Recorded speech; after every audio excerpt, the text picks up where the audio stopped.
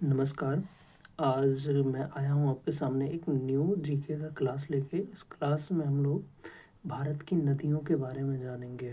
भारत की नदियों के बारे में वो कुछ सवाल देखेंगे जो बहुत से कॉम्पिटिटिव एग्ज़ाम में आता है।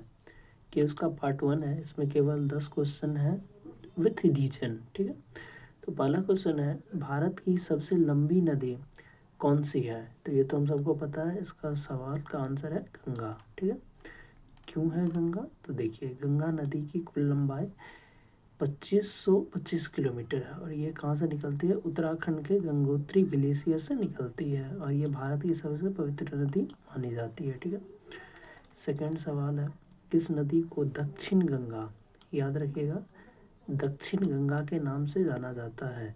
तो ये नदी कौन सी होगी? ये नदी होगी गोदावरी। कौन होगी? गोदावरी।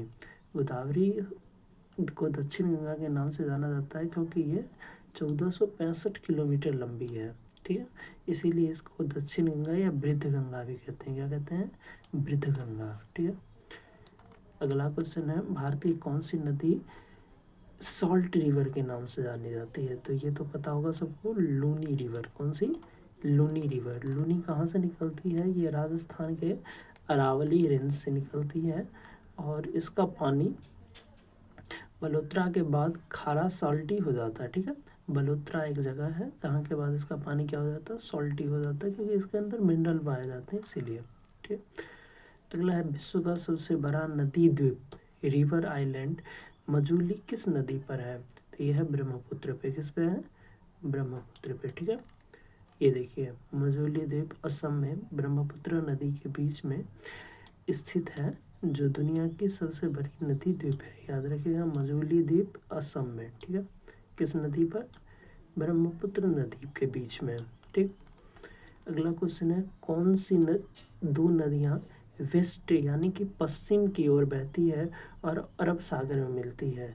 तो ये कौन सी दो है? नर्मदा और ताप्ती।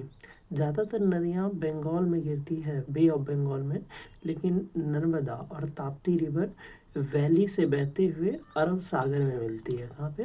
अरब सागर में। देखिए, ज़्यादातर नदियाँ क्या होती है? बे ऑफ बंगाल में गिरती है, लेकिन नर्मदा और ताप्ती रिवर क्या है?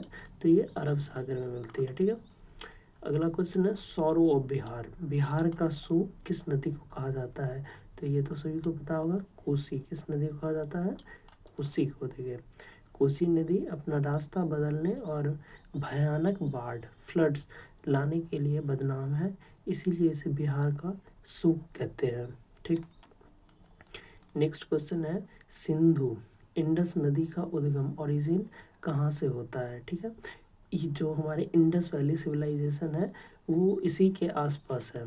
ठीक, तो इंडस नदी कहाँ से? नदी तिब्बत में मानसरोवर झील के पास से निकलती है और भारत होते हुए पाकिस्तान जाती है। ठीक, अभी इसके पानी के लिए विवाद भी शुरू हुआ था, तो ये नदी बहुत ही फेमस हो गई थी। ठीक है, तो याद रखना है, सिंधु नदी तिब्बत में मानसरोवर झील के पास से निकलती है। किस नदी के पास से?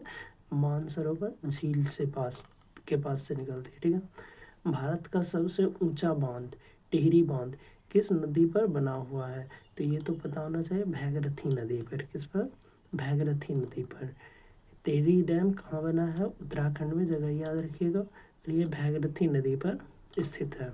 ठीक, नेक्स्ट क्वेश्चन है, ब्रह्मपुत्र नदी को तिब्बत में किस नाम से जाना जाता है? तो ये है सांगपो। किस नाम से? सांगपो। यहाँ पे टी साइलेंट होता है और इसको पढ़ते हैं हम सांगपो। ठीक, तिब्बत में इसे यरलुंग सांगपो कहा जाता है और जब ये बांग्लादेश में जाती है तब इसे जमुना कहते हैं। क्या कहते हैं? जमुना।